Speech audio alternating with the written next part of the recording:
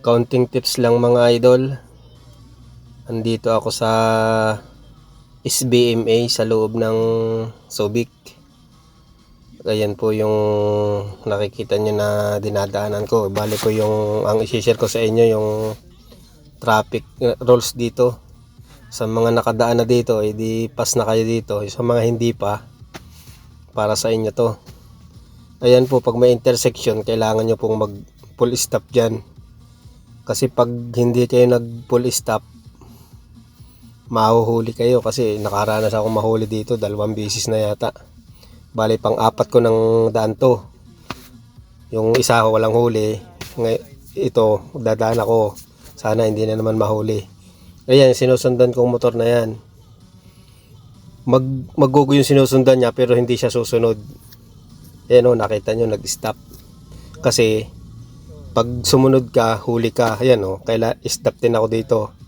Kailangan ko ding maghintay ng pag may tumawid doon sa kabila, saka ako maggugo. Ayan, nagguna ako. Yan, dire-diretso na yan. Ganun lang yung dito. Basta pag may intersection, kailangan mong mag full stop. Kasi kung hindi ka magpo-full stop, mahuhuli ka. Ayan, walang sasakyan sa pero nag full stop yung motor. Hindi ako sumunod. Kasi may nanguhulihan doon sa kanto dyan. May nagbabantay dyan na Ayan o, stop na naman siya. Ako, stop din. Pag may tumawid na, saka siya abante, hindi ako pwedeng sumunod kasi mahuhuli nga, bawal. Yun yung rules dito. Full stop ka, bilang kang kahit kung walang sasakyan talaga, bilang ka ng 5 seconds, saka ka aabante. Ayan o, full stop na naman ako. 5 seconds. Go.